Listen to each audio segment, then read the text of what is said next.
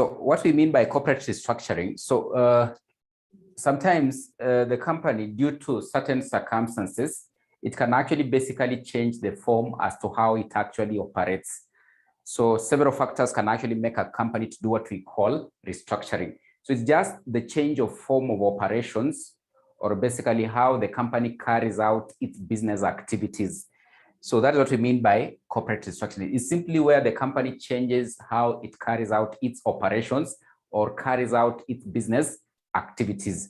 So also what will happen, the company can do it by looking for internal means or actually going for external means. By internal means, we simply mean that, for example, the company could decide they're going to merge some of the departments so that they can actually maybe improve on their efficiency or maybe save on costs, or sometimes they could actually basically even split the departments. So they have several departments in the company. For example, in this case, if the company has, for example, a sales and marketing department, so you can actually be able to split it and actually have a sales department on its own and a marketing department on its own. For example, in this case, the company could be having, for example, a maybe bookkeeping department and, for example, an auditing department. So they decide to basically merge the auditing department and the bookkeeping department. Maybe they are doing this to basically to be able to do what we call utilize maybe the workforce or the talent they have in the company efficiently, because they have discovered these persons who are actually basically carrying out auditing work for the company, they can be able to do proper bookkeeping for the clients of the company.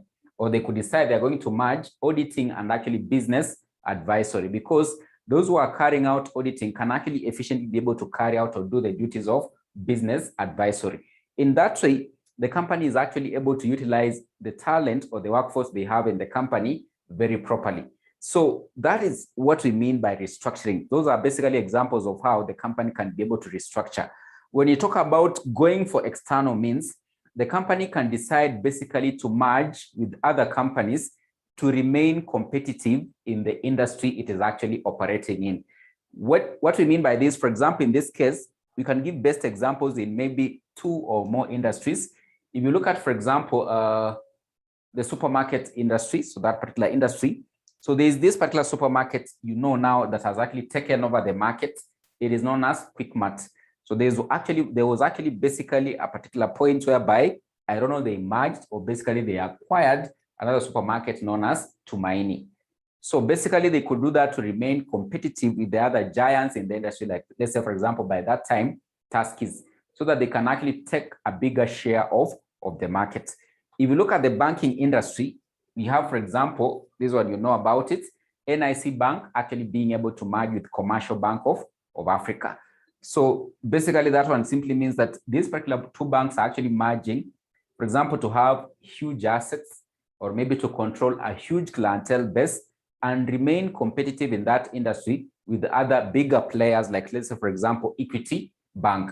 So what should actually go at home is basically what we mean by corporate restructuring.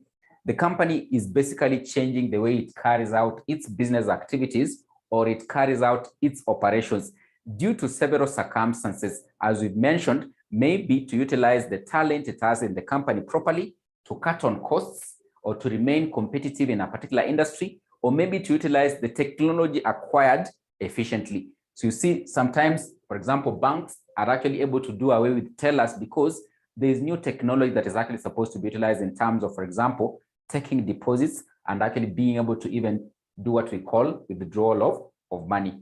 So that is what we mean by restructuring in a nutshell. So there are several ways of how it can happen. There are several ways of how it can happen. We can have compromises. Yes? There's someone who has a question? Yes, kindly pardon for me the reasons for corporate restructuring. Reasons for corporate restructuring?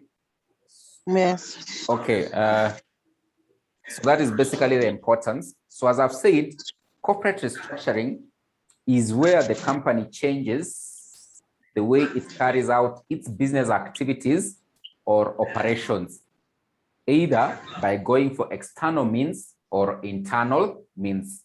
It is simply the way the company changes how it carries out its business activities through external means or internal means. Examples of internal means: merging departments, That is an internal means. External means we could talk about merging with other companies. The importance, we can talk about to cut on costs or save on costs, ensure they are saving or basically cutting on costs. Number two, you can talk about utilize the talent they have properly, so utilize the talent they have efficiently. So utilize the talent they have efficiently. Utilize the talents they have efficiently. To remain competitive in the industry the company operates in, to remain competitive in the industry the company operates in, to remain competitive in the industry the company is operating in, to remain competitive in the industry the company is operating in.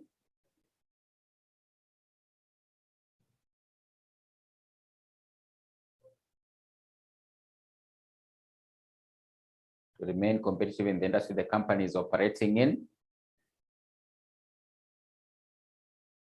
The next one you can talk about to do away with products. To do away with products. To do away with products. To do away with products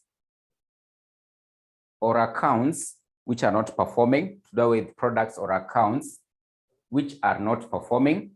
To do away with products or accounts which are not performing.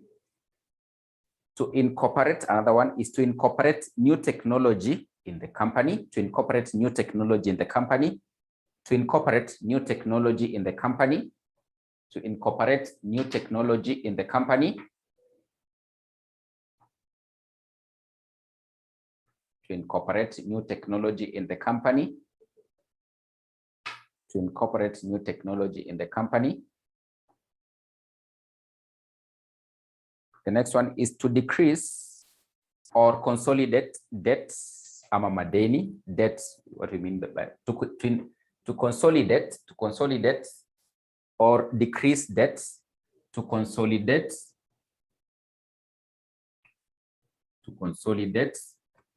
or decrease debts, or decrease debts, to consolidate or decrease debts, to consolidate or decrease debts, to consolidate or decrease debt.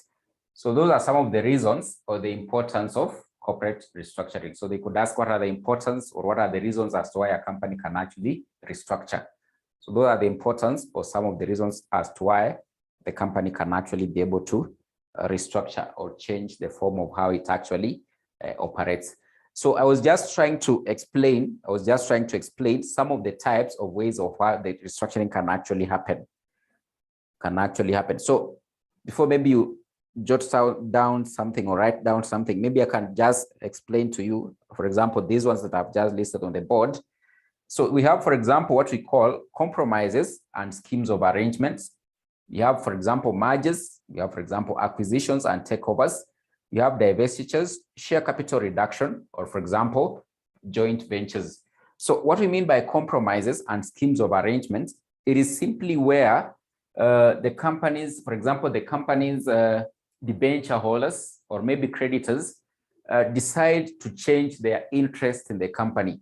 So they simply enter into compromises with the company. For example, if the company is not actually able to meet the obligations, because as we said under debt capital, that the debenture holders of the company actually expect what we call interest from the company and the principal amount.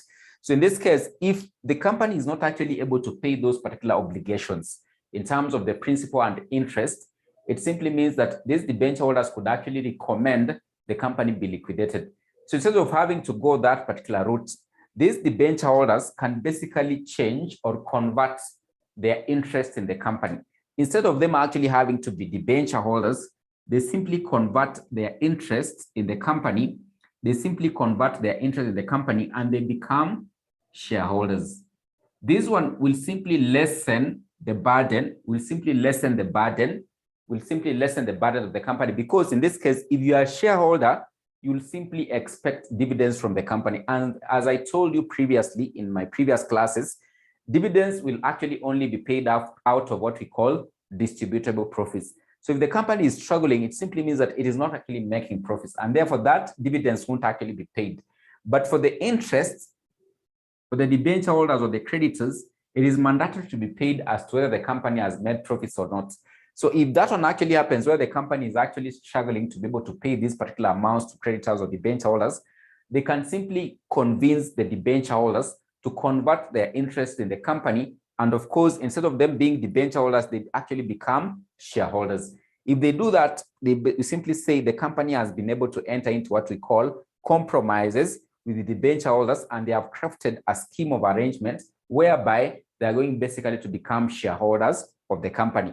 With that, basically, the company will actually be able to restructure, and it can actually be able to avoid actually being maybe liquidated by the debenture holders. So it is simply where the company enters into compromises and basically crafts a scheme of arrangement with, for example, the creditors of the company, and they convert their interest in the company and they become actually shareholders. That one actually simply lessens the burden of the company, because these shareholders, the expectation is only dividends, which is actually only supposed to be paid out of profits. If there are no profits, they simply come out empty-handed. For example, in this case, for the debenture holders, the interest is mandatory as to whether the company has made profits or not. So sometimes we normally say these particular ways of restructuring are actually what we call alternatives to actually having to be liquidated or actually being wound up. So sometimes they could ask, what are the alternatives to actually being liquidated? You can simply be able to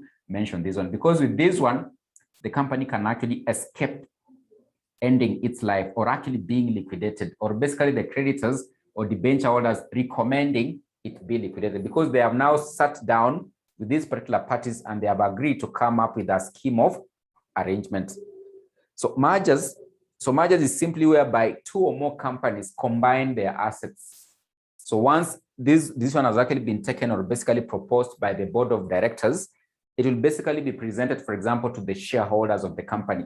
So once they approve, the two companies can actually be able to merge their assets. We've given dominant examples, NIC Bank and Commercial Bank of Africa. So they basically merged to form what we call NCBA. So it became one entity. So they simply combined their assets. So there are several things that are actually supposed to happen here. For example, there's what we call post-merger integration, because they have to deal with things like, let's say, for example, culture shocks, which we are going to look at. Culture shocks in terms of the employees. So we need to prepare them, for example, in advance, that we are going to be able to merge and become one entity with another entity. You know, the culture at NIC, you know, the same as with the culture at Commercial Bank of Africa. Maybe the employees here are used to basically working up to 3 p.m. The employees here are used to working up to maybe 6 p.m. So having to combine the two cultures, it simply means that there has to be proper communication to the key stakeholders, for example, the employees, so that this merger might not actually fail. Because if you don't basically prepare the employees very well, it is likely to fail, because they are supposed to play a key role when the merger is actually supposed to happen. So that is basically what we mean by a merger. So simply two entities or two companies combining their assets to become one entity, What could actually happen, one of the entities can actually be absorbed by the other, such that it loses its identity. That's what we call it absorption. Or sometimes they could actually basically decide to merge and actually basically maintain their identity. So if that one actually happens, you can simply say, for example, one of the entities has actually been absorbed by the other. Acquisitions, what we mean by acquisitions, it is, for example, that circumstances or situation whereby you find we have this one meeting. So you know one of them will actually simply disappear. So for mergers, we have this one.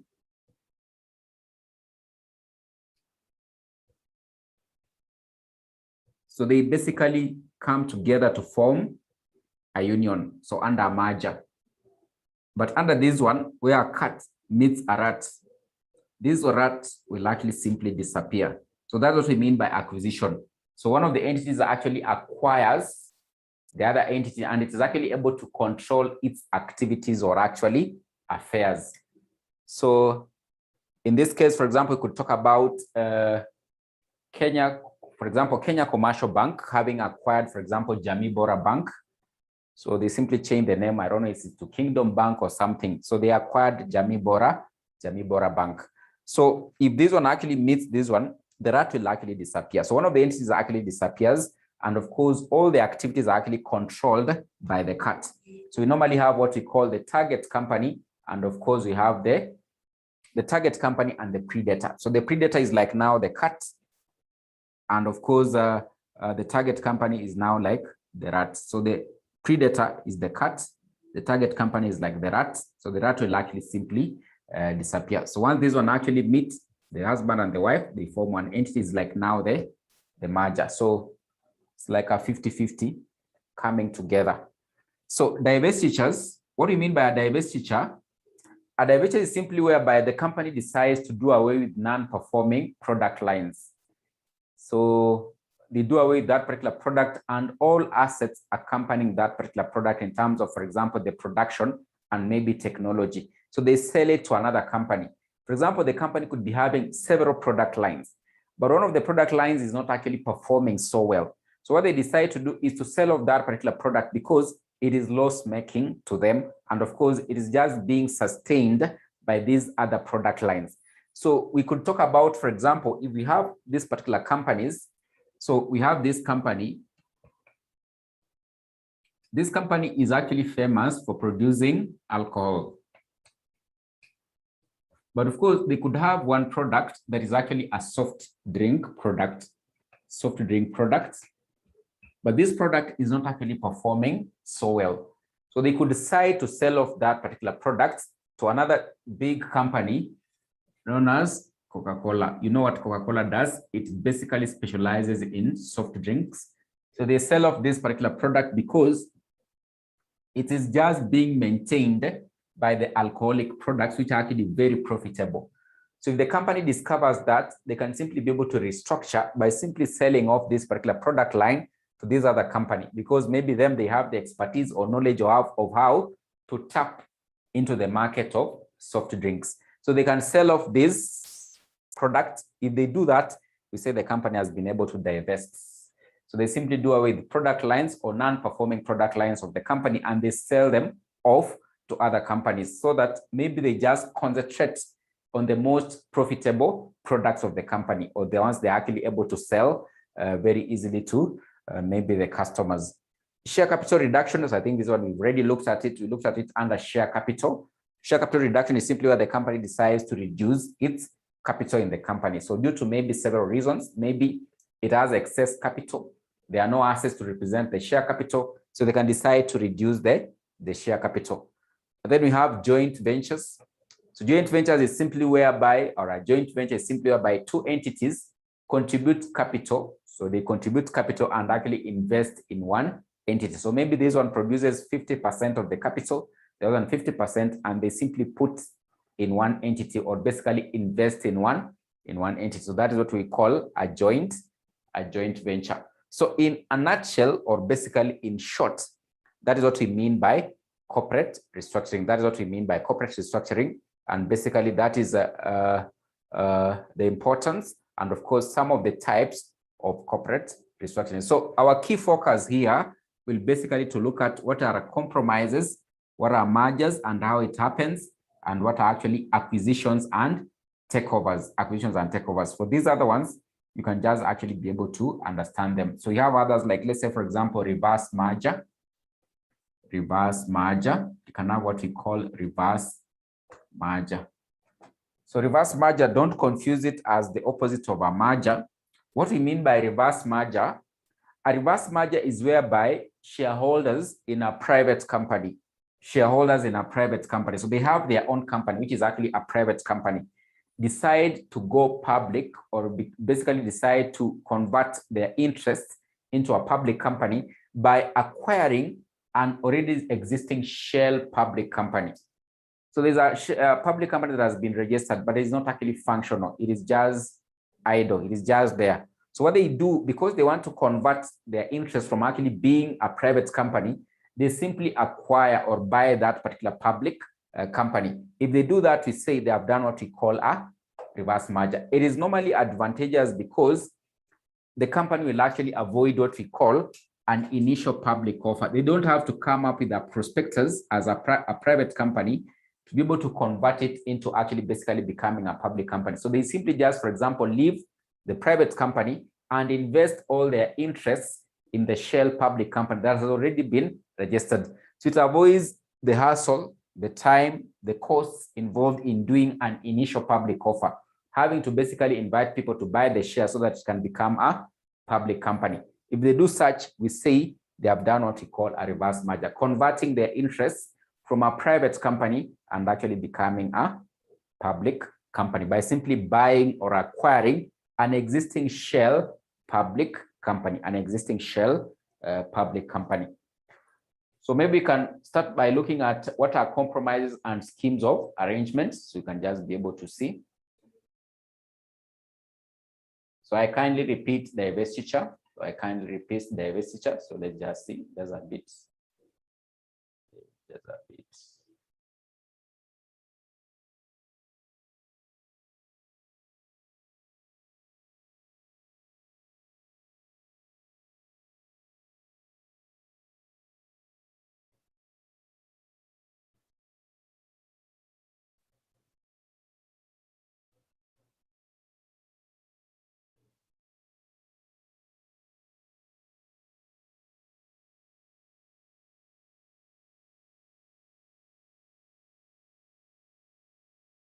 So divestiture means an outsell of all or substantially all the assets of the company or any of its business undertakings or divisions, usually for cash or for combination of cash and debt, and not against equity shares. In short, divestiture means sale of assets, but not in piecemeal manner. Divestiture is normally used to mobilize resources for core business or business of the company by realizing value of non-core business assets. So what they talk about by non-core business assets is what I'm just talking about, non-performing products which are not performing. You just sell them off, or maybe you will have several divisions of the company. So this one deals with maybe manufacture of maybe stationery. This one deals with maybe manufacture of books. So the one for manufacture of books is actually performing so well than that one of stationaries. You can sell that division of stationery and basically take those assets in terms of money and invest in this one that is actually performing so well. For example, if you are dealing with maybe clothing, so you have a line that is dealing with maybe footwear, the other one is dealing with maybe ladies cloth, the other one is actually dealing with maybe men's suits. So the one for ladies is actually doing so well. So ladies are actually really acquiring cloth or maybe their shoes, but the one for suits for men is not actually performing so well because men are not actually basically doing a lot of shopping each and every time.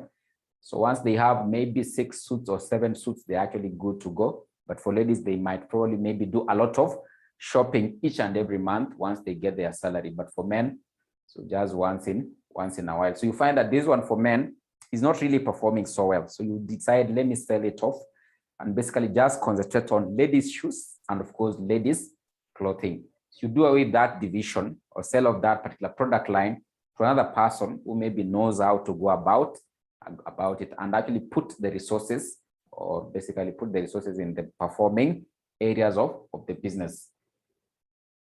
So we have another one which I had not mentioned, demerger. So demerger is now like the opposite of merger. So demerger is a form of corporate restructuring in which an entity's business operations are segregated into one or more components. Demerger can take 3 forms. You can have spin-off, split up, or maybe split off. Then reduction in capital, what I've just gone through. So joint venture is an arrangement in which 2 or more companies called joint venture partners contribute to the equity capital of a new company called a joint venture in pre-decided portions. So maybe they agree this other one is going to contribute 60%, this one 40%, and they contribute the capital and invest in one entity. So buyback of securities is actually also one of the ways of actually restructuring. So when the company is holding excess cash in terms of capital, they can simply be able to buy back the securities or basically buy back the shares of the company. So we have these other ones that I've just mentioned briefly, mergers or amalgamation. A merger is a combination of two or more businesses into one.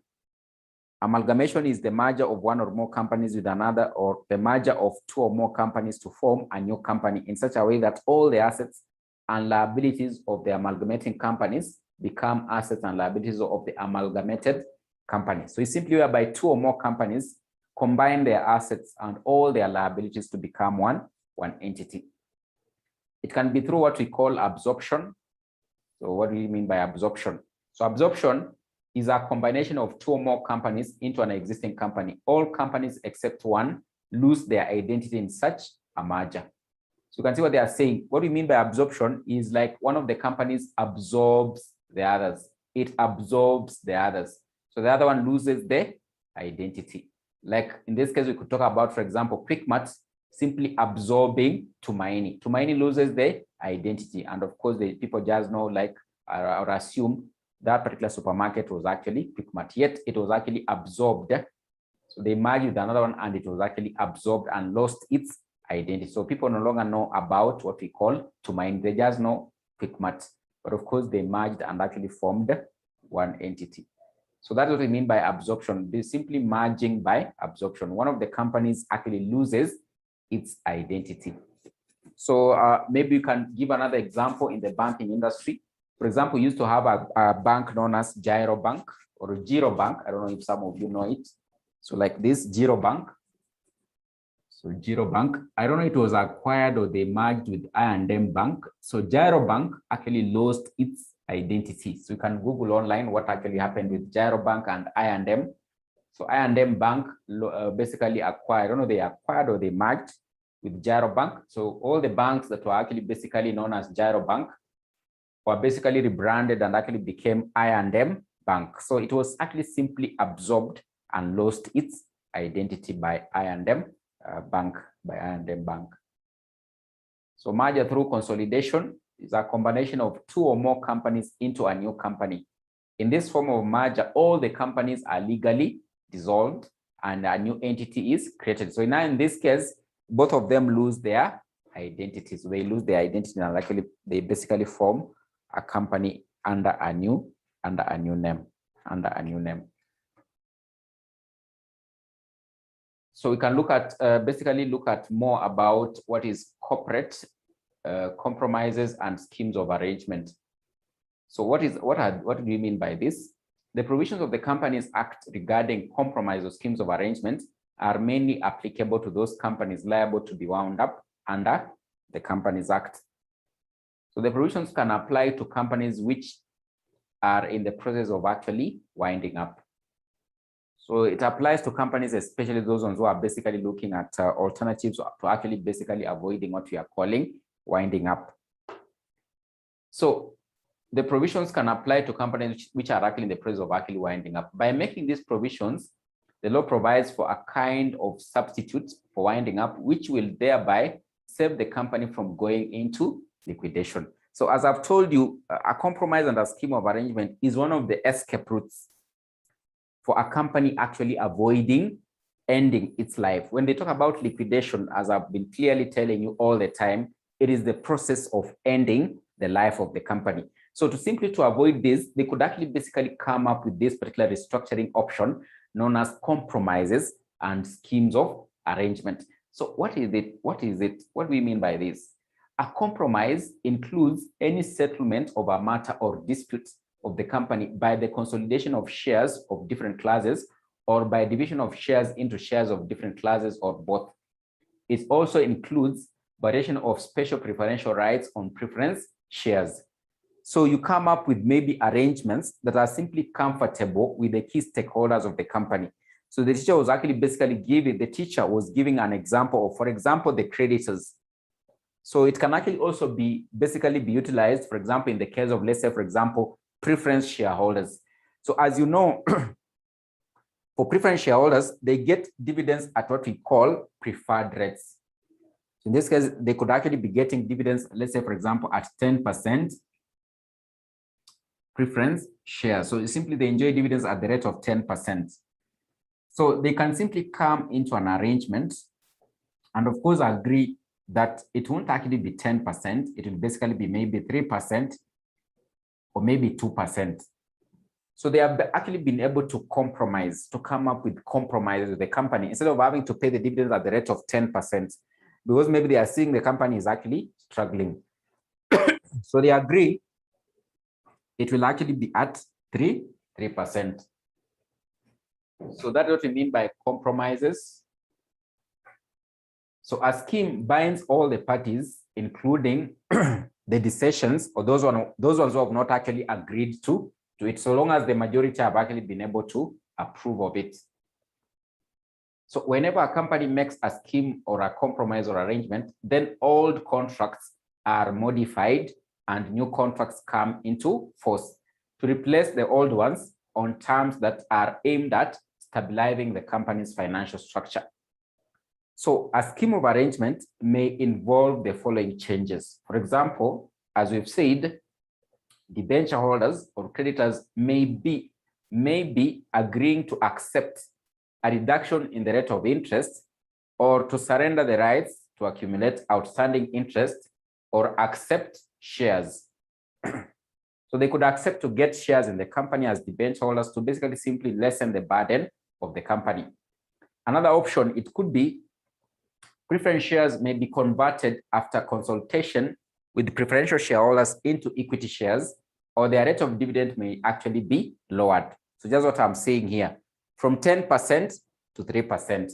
And of course, I've told you the effects. It will lessen the burden of the company in terms of actually having been able to pay exorbitant or basically high dividends.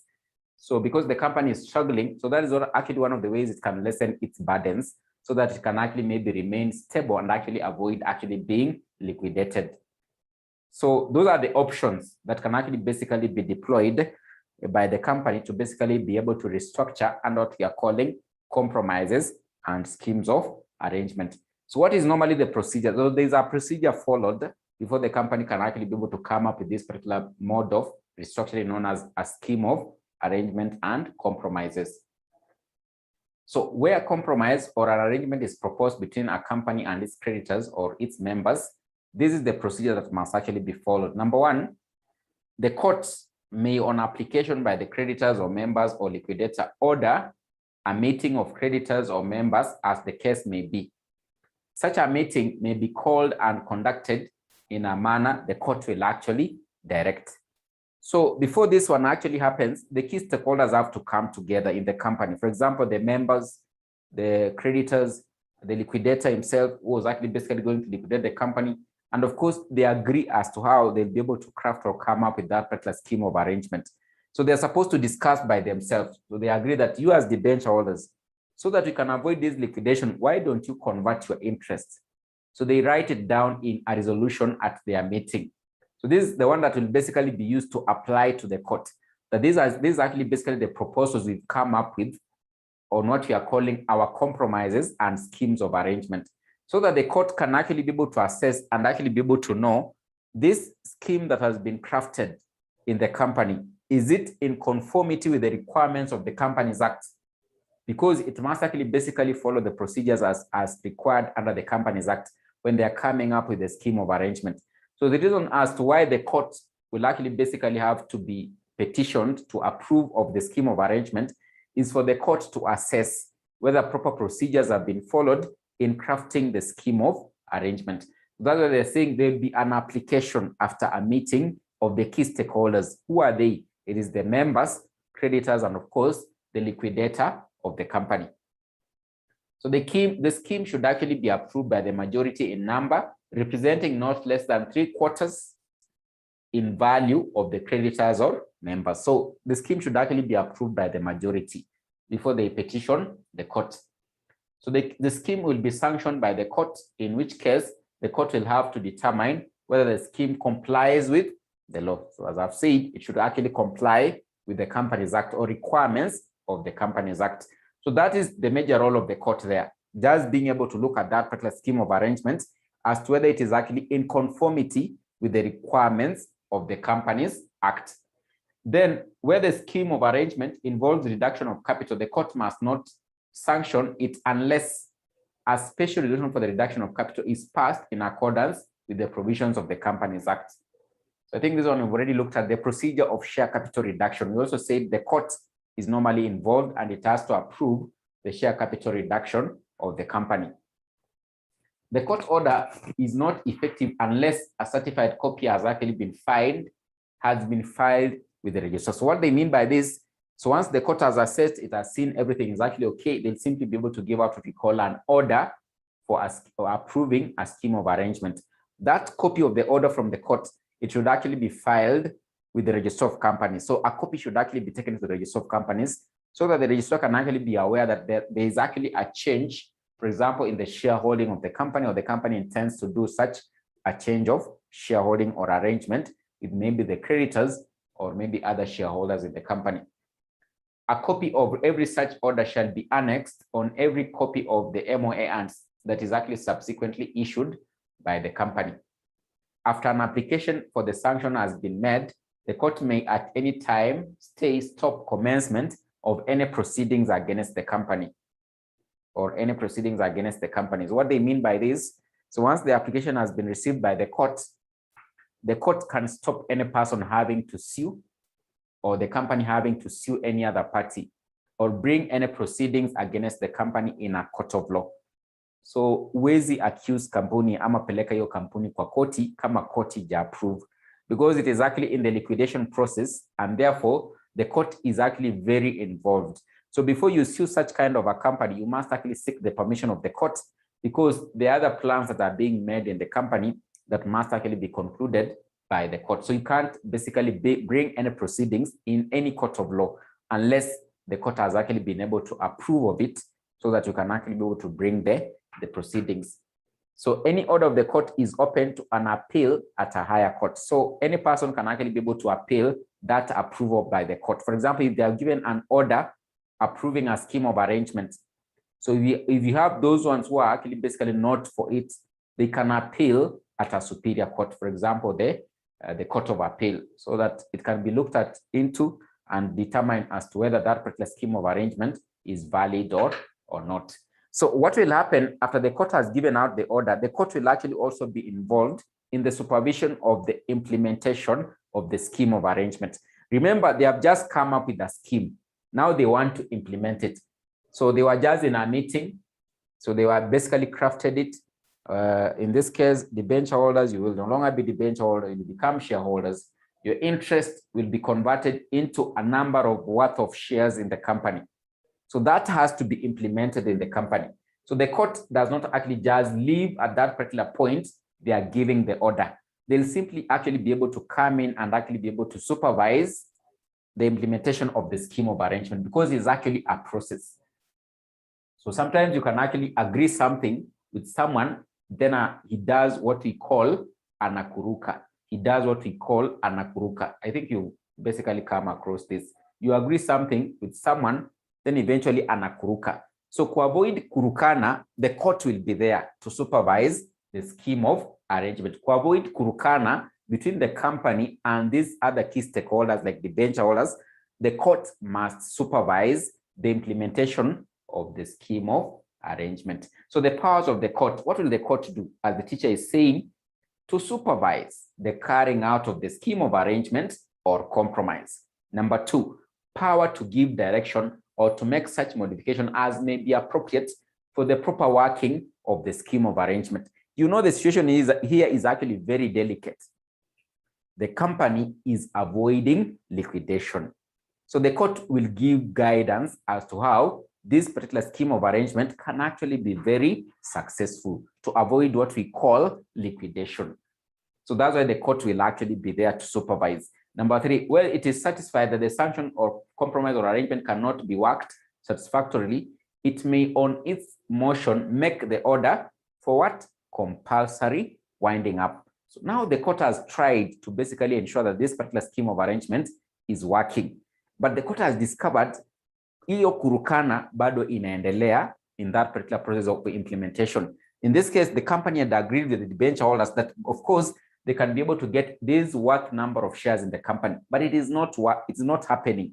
This scheme of arrangement is not actually working. What the court will simply be able to do, it will recommend the life of the company comes to an end. Remember, this was actually an escape route from the company being liquidated, but it is not working. What will happen? The court will simply basically recommend or give out an order for compulsory liquidation of the company. The company now life will come to an end if this scheme of arrangement is not actually working. So that's what we mean by a scheme of arrangement, and that is actually basically how it can happen in a company, how it can happen in a company, So they could ask, what is the role of the court in a scheme of arrangement? What is the procedure of a scheme of arrangement?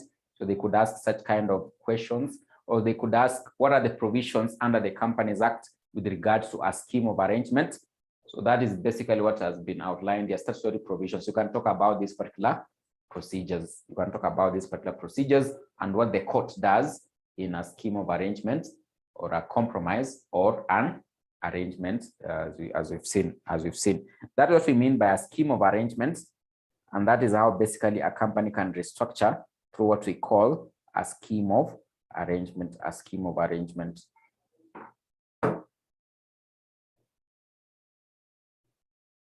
So I want us to look at mergers. So as I've told you, a merger is simply whereby the assets of two or more companies become vested into one entity. So what is the procedure? What will actually be involved in what we call a merger? So what will happen? Number one, there must be an identification of the industry which meets the strategic conditions set by the company for the merger. So the company won't just wake up and they say, we are going to basically merge with this other company. So maybe they could even involve experts to be able to do an analysis. In this banking industry, which is the best bank we can actually be able to merge with? What are the reasons? So they have to basically do an analysis, assess the industry, which is the best for choosing a company to merge with. There'll be what we call selection of a more desirable sector from the industry. Then, of course, choosing the potential companies considering aspects of such as size and the competitive strength of the company. So there's not usually a very proper analysis of maybe the industry, identifying the key company to merge with, how competitive is it in that particular industry, what are the advantages that are likely to arise if basically we merge with this particular other company. So they look at all those analyses before they can actually be able to identify the best entity or company to be able to merge with. Consideration of the financial obligations associated with the merger. So the companies are compared on basis of their return on investments and future expected returns. So, during merger, there are costs involved. For example, maybe during this particular merger, maybe you might decide to do away with some of the staffs. So you must give them what we call send-off packages. So you might discover, like, let's say, for example, after the merger, once the company has restructured, they do away with, let's say, for example, 400 employees. Their send-off package is coming to, let's say, for example, 10 billion. Do you have 10 billion as a company to pay for such immediately? You have to do those kind of analysis. So what are basically the financial obligations that are actually basically being involved in the merger? Maybe you have to do away with the number of directors. So basically they have to be compensated for loss of office. Do you have that kind of money to compensate them? So you do those particular analysis and see whether it makes financial sense to be able to merge with another company. So suitable companies will be shortlisted basing on maybe their market share and sales volumes, or maybe they look at several factors, return on investments. So then they'll basically review the best timing for the merger. So what is the best time that the merger can actually be able to happen? Then they'll basically go to the negotiation stage, whereby the two companies or the two board of directors for the two companies have to negotiate, for example, in terms of the share exchange ratio. For example, if you have two shares in this company, once they merge, how many shares will you be having when it becomes one entity? What is the share exchange ratio? So then after that, it has to be approved by the board of directors. Then, of course, also the shareholders of the company.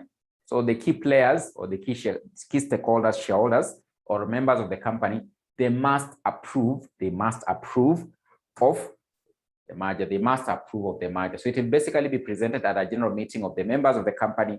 Then, of course, they have to basically make the assessment and maybe be advised as to whether that particular merger is actually best for them or not. Once they approve, other key stakeholders like financial institutions, like, for example, lenders to the company, creditors, will actually also be involved. Then approve of the High Court, which issues a winding up order of the amalgamating company. So remember, once they merge, the previous companies will be wound up or liquidated. So once they merge, they form one entity. The previous companies will actually be wound up or basically be dissolved at the registrar's office. Then what happens next is what we call the integration stage, which is actually also a very key stage that should actually basically be handled very carefully. For example, I was talking about having to handle things like, let's say, for example, culture shocks in terms of maybe the employees. So the culture of the employees in the two companies is not actually similar. So you have to basically work on it so that basically these particular persons can actually be able to work as a team eventually after the merger has actually happened. There should actually be what we call effective communication at each and every stage to the key stakeholders. Let's say, for example, the shareholders, the creditors. So that's what we call post-merger integration. So it is important to plan for post-merger integration. After you merged as entities, what will happen? What are the plans you should put in place to ensure the merger is successful or to avoid what we call failure of a merger? So which refers to how the company will integrate for smooth functioning. A company can undertake the following measures to achieve a successful post-merger integration. First of all, articulate the vision and business benefits of the merger or acquisition. So remember, these two entities, they have different visions. So this other one had its own plans for the next 5 years. This other one had its own plans for the next 5 years. So the plans are not actually in sync. So these ones are taking a different direction. So now they have to basically ensure that there's actually what we call a common vision between the companies that have actually been able to merge. Develop an effective integration plan. So identify, prioritize, measure synergies long before the deal goes through, preferably at the due diligence stage. Then we have what we call synergy discovery and tracking. What do you mean by synergy discovery and tracking? You must actually clearly identify what are the advantages arising out of the merger quite early enough and take advantage of it. For example, in this case, when you talk about NIC Bank having to merge with Commercial Bank of Africa, these two banks are likely to control a huge clientele base. For example, in this case, if this one had 2 million as customers, this one had 1.5 million as customers, they're likely to control almost maybe 3 million or maybe 3.5 million customers. So they have to discover how they can take advantage of this huge clientele base. Which kind of products are they like to basically introduce to them so that they can actually maybe remain very stable in terms of profitability. So those are some of the advantages that should actually be able to track quite early enough. Another advantage it could be these two entities, they are likely to basically control huge base of assets, a lot of buildings they'll have, a lot of infrastructure they'll have. So how are they going to basically take advantage of these particular assets they have to ensure maybe efficiency in their operations? So there should be what we call synergy tracking, advantages arising out of the merger quite early enough and be able to ensure that you take advantage of such advantages. Then protecting human capital. The human resource should be handled with due diligence and also to achieve benefits of integration. So the human capital should actually be handled very carefully, because if these people you are depending on, for example, all the employees decide not to come to work for like maybe a week, do you think the merger will actually be successful? Because they are the ones who will basically be involved in most of the aspects in terms of the merger. So they should actually be handled very carefully when the merger is actually supposed to happen. Ensure effective communication at each and every stage. For example, in this case, to the customers, you tell them quite early in advance, let's say, for example, a year before. This is a resolution that has actually been approved by the board. You're going to merge with this particular other bank. The shareholders should actually also be communicated to quite early in advance when they are supposed to do the approval or basically pass a resolution approving the merger. In this case, for example, to the customers, what will be the new name of the bank? So they need to know, will their bank accounts remain the same, or basically are they going to change the bank accounts? What will happen in terms of, for example, the loans they had taken in the two banks? What are they going to do with them? Will the interest rate change? What is going to happen? They should actually what we call effective communication at each and every stage of the merger. Then the last one, addressing people dimension. So in this case, we are talking about, for example, the cost savings through workforce reduction and through pension and benefits integration, HR transformation, where required cultural integration and employer of choice consulting is actually very important. So are you going to basically cut on costs in terms of reducing the number of staffs? What are you going to do to them? Are you going to give them send-off packages? Are you going to give them their pension? Do you have such kind of money to pay for such? So addressing the people dimension in terms of, let's say, for example, the culture shocks. Are you able to basically handle such, or maybe train the employees to be able to cope up very fast so that to ensure efficiency and operations are not actually basically stagnated after the merger?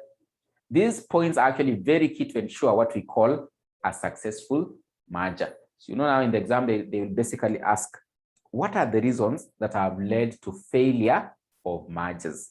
What are the reasons that have actually led to failure of mergers? So what should actually come to your mind very fast? Just connect with these particular points. Failing to address the people dimension and to explain, not protecting the human capital, not developing an effective integration plan, not being able to articulate the vision, or basically tracking the synergies that are likely to arise out of a merger quite early in advance. So these are basically major points to be able to observe to ensure there's what we call a post-merger integration that is actually very successful. So it is normally a process after the merger has happened, so that it can actually become a very successful merger. So these points should actually be very key or be taken or observed when the merger is actually supposed to happen. When it's actually supposed to happen.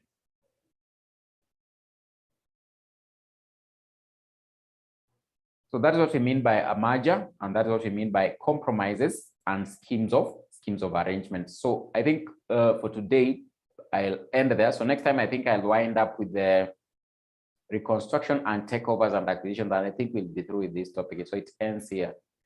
Not a long topic. This is the last point. So alternatives to, or basically, what are the ways a hostile takeover can actually be avoided, or basically the acquiree can avoid a hostile takeover by the predator.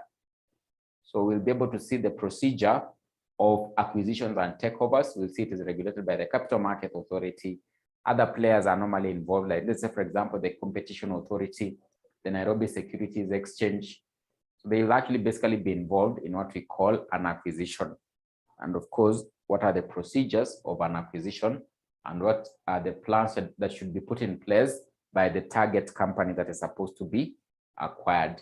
So our major focus is normally actually compromises, mergers, and simply acquisition. These are the ones you can just be able to just understand what they are, because maybe in the exam they could ask, what is a reverse merger? What is a joint venture? They could ask, what is a divestiture? What is a share capital reduction? So you should actually be able to know them. Should actually be able to know them. So unless there's a question, you can ask a question. You can ask a question. I can see my camera has gone off.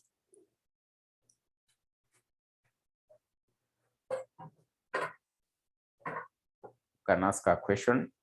Paul, do you have a question?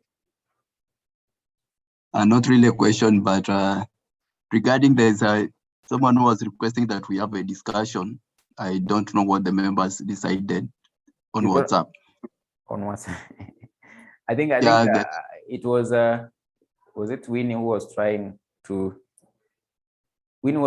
to set up that particular discussion, but I saw some members, I don't know, they are combining or what. They don't even have a free day. I don't know what is the issue. They don't even have a free day. I don't know, they are combining or they are doing 4 subjects or 6. So okay. What did you guys decide? Maybe you can hear from Martin. You can hear from Martin. Martin, what do you think? I'm okay with Saturday.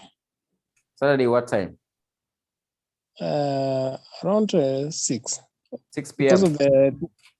of because of the guys who attended the SDA guys. Okay. What about Susie? Susie? Can see Susie here. Susie, what do you say? Okay, I might avail myself. I'm comfortable with Saturday, especially those evening hours. I'm comfortable. I can avail myself. So it's just for you to decide the time. Okay, then I think we can proceed. We can escalate the discussion to WhatsApp so that we agree with Saturday in the evening. We have also to consider those who are going to church. Yeah, to be fair with everyone. Yeah, and also if your availability, so that we don't assume that we'll be available as from 9 to 11. Then maybe you are not available. Yeah. For me, Saturday I cannot be available morning hours. So I can only be available from those late hours. It's a bit okay for me. So probably maybe from 2 up to around 6 there, it's okay for me. But morning hours I'm not available. From morning hours up to around 1, around 4 there, I won't be available. Okay. So I think you can just decide on WhatsApp. Then we can see. I can avail myself for the class, and maybe agree. I can create the class. Then we can have the discussion. I have no problem. Also, I can suggest that now that Winnie is the one who brought up the discussion, if she has like maybe on the topics that she will wish us to discuss, then of just coming to class and then we start asking what are we discussing. So Winnie, it will be okay if you provide the agenda of the discussion. Yeah, it's important. Maybe you can say Winnie is not talking. Winnie, are you here? Winnie, what do you say?